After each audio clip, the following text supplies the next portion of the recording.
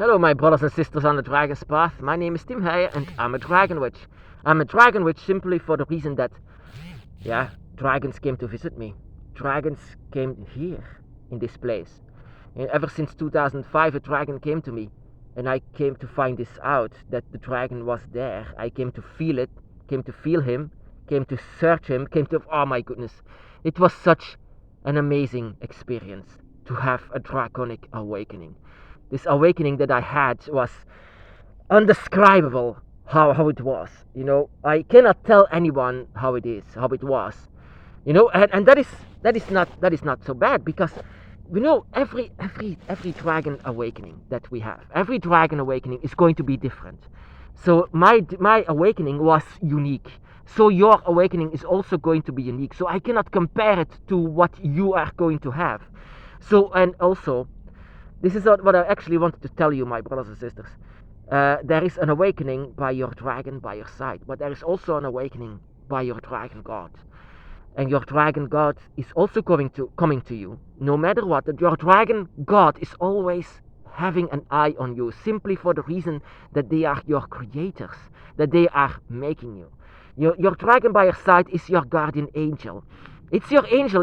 This is your guardian angel that is supposed to take care of you. They have such a high connection with you that they move heaven and earth to be with you.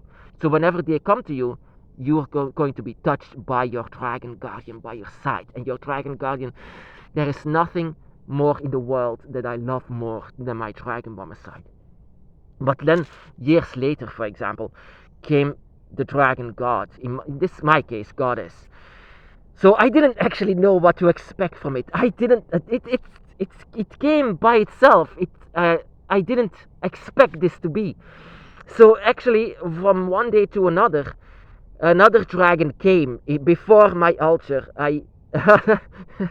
And I was not ready for this, but somewhere I always felt this. I always felt this in the deepest of my soul. I always felt this peace that I came to know that moment, that day, that night.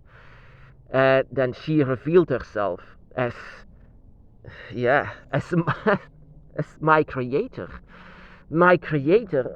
Of course, at that moment I didn't know about Tiamat. I didn't know about Ghana. I didn't know about her.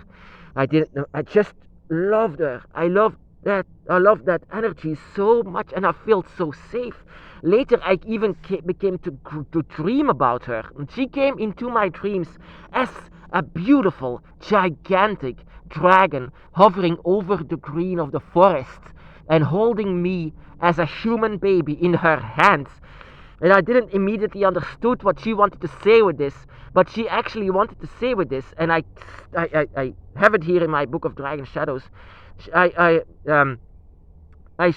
saw myself in her hands. I saw myself in her hands, and I came to understand that she is my mother. She is my creator.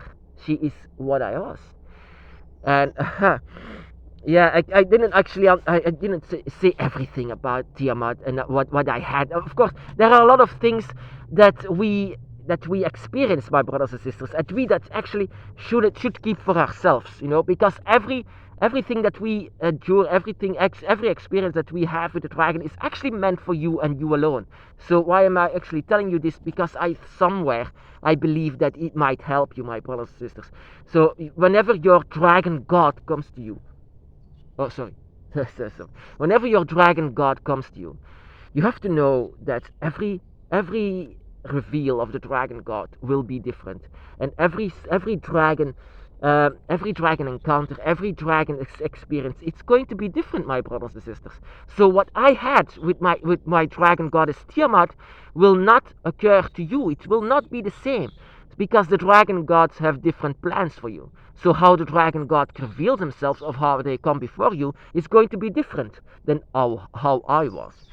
So I'm actually telling you a story of how Tiamat revealed herself actually to me, also called Ghana.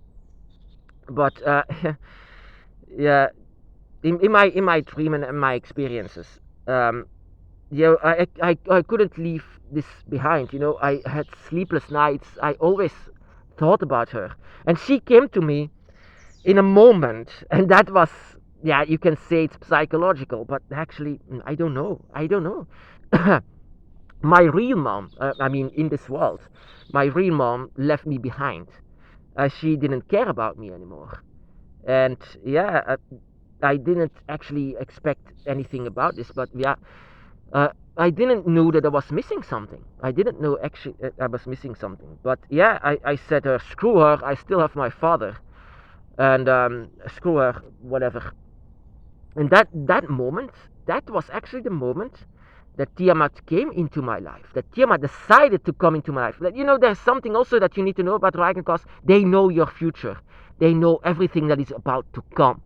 Everything about the dragon gods. They know what your journey in this world is going to be, and when you need them the most. So whenever I was, yeah, left behind by my mother, yeah, actually my dragon mother actually replaced her, and a lot. I didn't actually need my dragon, my human mom anymore at that moment. I said, screw her. I have Tiamat by my side, and it was such a beautiful, beautiful experience that I had.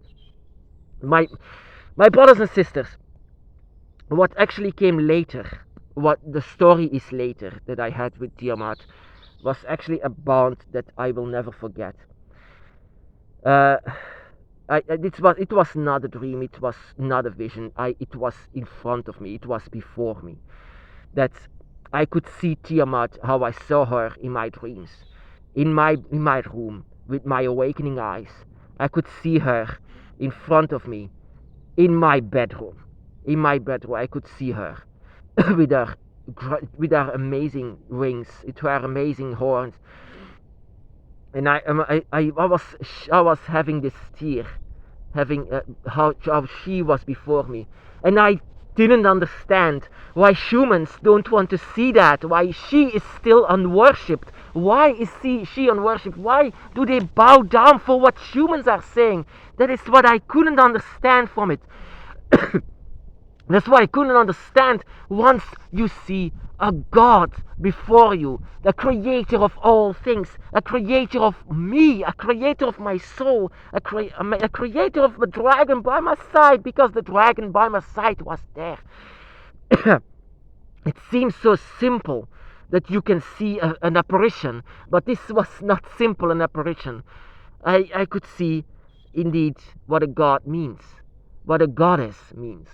And I couldn't, yeah, I just bowed down. But that is what Tiamat actually said. That is the first time actually that my dragon goddess said, you don't need to bow down for me.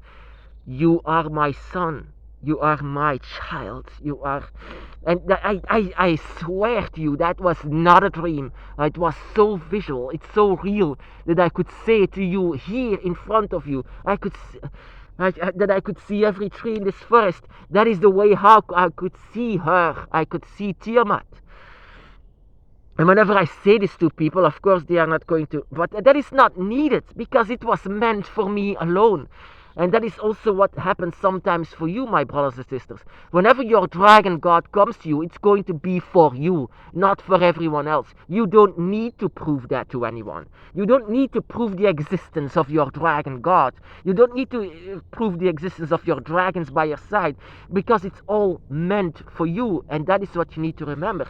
It's all meant for you. But sometimes I'm so angry. Actually, I'm always angry with humans, always, for what they are doing, and what they actually worship. But yeah, that is just it. Tiamat doesn't come before them because they are not worthy, and that is what I sometimes say. Yeah, I am unworthy for the dragon. For the dragon to be with me, unworthy for what my face actually is.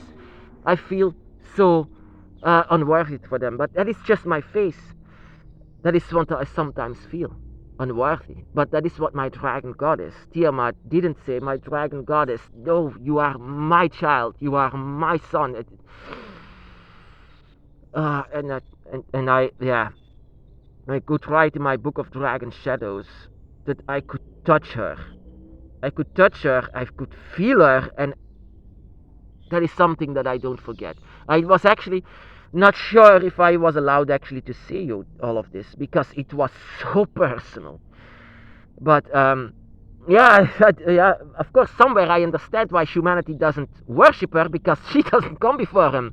She doesn't come before them. She comes before her children, children, her direct children. Of course, she's a creator of all things, but she was gave birth to all. But she especially saw her children in dragons and serpents. So why she came before me to say that I am her son? Because she could touch my soul, and that was so beautiful. She could touch my soul. She could touch my energy. And that I felt this. I felt so safe with her. So screw all of these religions. Screw all of these. What? Who do they love? I don't understand that. Who do they love? They never saw them. You know, I never knew about Tiamat. Once she came before me, I even still didn't know her name. I had to find this out. Who she actually was. I came to, I have to search down for it. I didn't know who she was, but she felt so. I don't know a way how to describe this. You know, Tiamat is not the one that to bow down for. She's not the one, but she's the one to love. She is the mother of all dragons, and I could feel that. I could feel every single dragon in her, every single dragon on earth. She was, you know, every single dragon in the dragon realms, every single dragon everywhere.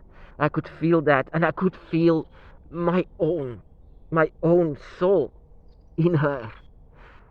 And I, you know, it was so. So yeah, that is the reason why I actually was wondering if I was allowed to tell you this, because it makes me so emotional. She had me in her hands as a human child, still saying that she's still there, she's still watching. That what kind of a goddess is she? You know what? And if I want to tell humanity about her, they always like, there is only Jesus and Muhammad, and well, she's our mom. She's our mother. I came to find her out in the darkest moment of my life, and she was the light. She was the light. She was the dragon light, and she is the reason why I'm actually telling you that she's the reason why I say to you there is no purer soul than that of a dragon.